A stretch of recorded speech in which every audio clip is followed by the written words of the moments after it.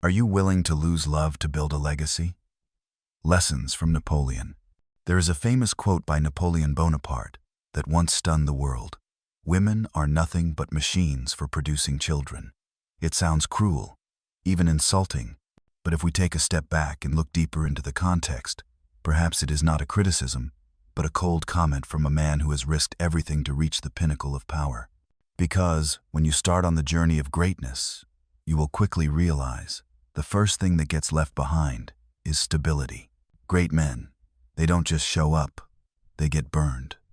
Burned by ambition, by relentless strategy, by a vision so big that there is no room for peace in their hearts. Napoleon understood this, not only as a general, as a conqueror, but as a lover. His letters to Josephine were not only passionate but also desperate. At times he was pleading. At times he was even insulted. While he was building an empire, Josephine sought pleasure from others, and that in turn roused him from an illusion. Not all women want a great man, because greatness, by its very nature, is not easy to love. It is fierce. It knows no rest. It cannot be tamed in a comfortable home, cannot be contained by gentle, familiar habits. It is thirsty, it is chaotic, and it demands everything. For many women, greatness is not love. It is a threat. They want security. They choose men who are predictable, easy to love and easy to possess. Men who don't ask the big questions, don't fight for their legacy, don't sacrifice themselves for something bigger than themselves. They're gentle, they're present, they're dependent. Their identity revolves around a woman, not a mission. And that makes them attractive, not because of what they have, but because of what they don't have. They lack adventure. They lack depth. They lack that sense of insecurity that a truly great man brings. Napoleon saw it all. Women are nothing but machines for producing children, he once said, not because he hated women, but because he saw them through the lens of a strategist. In his world, women were reduced to function, because few of them understood, or dared to enter, the storms that raged inside a man who refused to live a mediocre life. He wasn't trying to be loved. He wasn't trying to be understood. He was looking for the truth. And if the truth was painful, then it was all the more worth pursuing. He realized, the higher he climbed, the lonelier a man became. Not because he wanted to, but because warmth, emotion, and comfort could not go together into the fire of greatness. Look around the world today. Excellence is celebrated, but only when it is pleasant, digestible, and lovable. We like talent, but it must be beautiful, entertaining, and not disruptive to the comfort zone of the crowd. What about a man who has power, vision, and depth? He scares people, especially in relationships. Napoleon understood this. He was a genius of war, a legend of drive and steel, but even he had to beg in love. His letters to Josephine are the clearest proof of that truth. She betrayed him. Why? Because power does not move the heart the way stability can. Power may win battles, but it rarely wins emotional loyalty. Women, even those close to great men, often choose companions over conquerors. Do you think the world has changed? Do you think modern men just need to be more hardworking, more disciplined, and more successful to be loved? Napoleon would laugh at that. He understood a truth that no one wants to admit. The more extraordinary you become, the less loved you become by those who prefer stability to elevation. That's why so many women are unconsciously attracted to men who are shorter than they are. Not because they don't know their worth, but because they can control. Men who are grateful just to be there. Average men, they don't bother anyone, they don't challenge anyone. They don't trade today for a tomorrow that no one has ever seen. They revolve around the woman, and that makes the woman feel like she is the center of the universe. But for a man in pursuit of greatness, that kind of worship is almost non-existent, because he doesn't revolve around anyone. He revolves around a goal, around a destiny, around a dream whose full scope only he can understand. And that makes him the greatest threat to the modern relationship model. Because the modern relationship is not built on a foundation of harshness. It is nurtured by comfort, constant presence, and emotional softness. Napoleon lived with this contradiction. He was a man who could command an army, but was considered distant and cold in love. But how can one build an empire and whisper sweet nothings every night? How can one carve one's name into history and still live as the ideal boyfriend? Number. To create something lasting, you have to become something more than a man. And when you cross that threshold, you are no longer a lover. You become a force. A force. And power cannot be embraced, cannot be controlled. So ask yourself, what do you want? Comfort or legacy? Napoleon knew very well that most women would choose the first one, because they don't come to endure what a man who is building brings.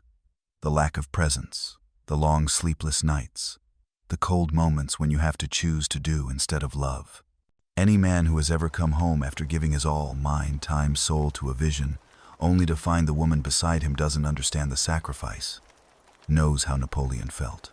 You gave up so much, only to be silently blamed for not being there. She doesn't hate you. She just doesn't understand.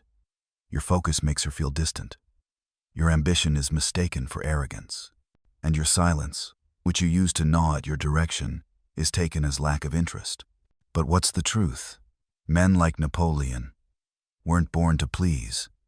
They were born to lead, to build, to govern. And that never fit into the modern love scenario. Let me be clear. Napoleon did not hate women. He simply accepted something that most men are too afraid to think. What women say they want is often not what they choose. They praise greatness in words, but they marry convenience in real life. They admire ambition, but build their homes with obedient people. And if you think love will protect you from that, then ask yourself, why are so many disciplined, intelligent, strong men eventually abandoned by the very people who swore to love them? Because love is not enough. It will never be enough if the person beside you does not understand the price of the path you choose.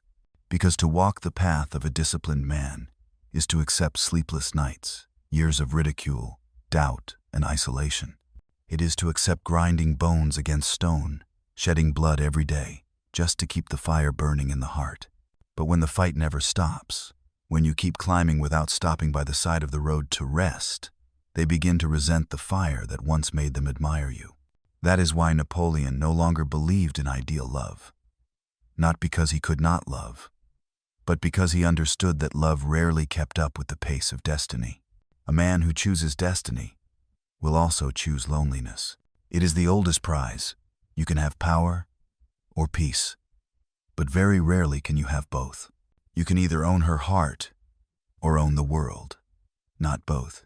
And those who try to have it all are torn apart by that very greed. So the great man returns to solitude, not because he enjoys solitude, but because he is greater than anything the world is willing to give in exchange for his obedience. Napoleon did not seek isolation, but he was driven into it by the weight of his vision. The higher you climb, the less people understand the air you breathe. A woman wants to be seen, to be heard, but a man consumed by a mission simply doesn't have time to care for that fragility. Not because he is cruel, but because he lives in a different plane, a different pace, a different logic. And here is what modern society dares not say, that most people, including women, are afraid of greatness. Not because they are bad, but because they can't own it.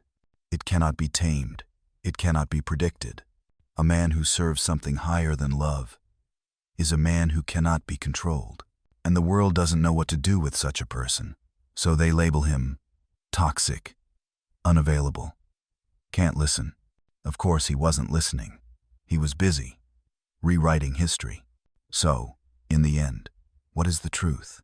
Can a man who wants to reach the top, who wants to create a legacy, find comfort in love? Napoleon saw this. He was not a monster, not a cold man incapable of love. But a man who bears the weight of history cannot and will never be a mere lover. He loved, but not in the way others thought. His love was something else. It was not found in warm embraces or promises of eternity. It was found in sacrifice, in accepting to be misunderstood, in never stopping fighting, until no one remembered him anymore. Only the empire and the name. And this is the price of greatness. People cannot understand this, especially women. Women look at men like Napoleon and see only coldness. They see silence and think it is indifference. They cannot see what lies behind that silence. They cannot see the fire that men like Napoleon burn with every decision, every step, every sacrifice. They cannot see the price a man pays when he lives not just for himself, but for something greater, an empire, a legacy, a vision that transcends everything. And that makes him incompatible with the comfort many women desire. They cannot feel the pain of a man who has to leave behind everything that others consider important in life, just to follow a grand vision that only he can see. And this, again, leaves him lonely. Not because he wants to, but because the price of greatness demands all. But you see, for such a man, loneliness is not a lack.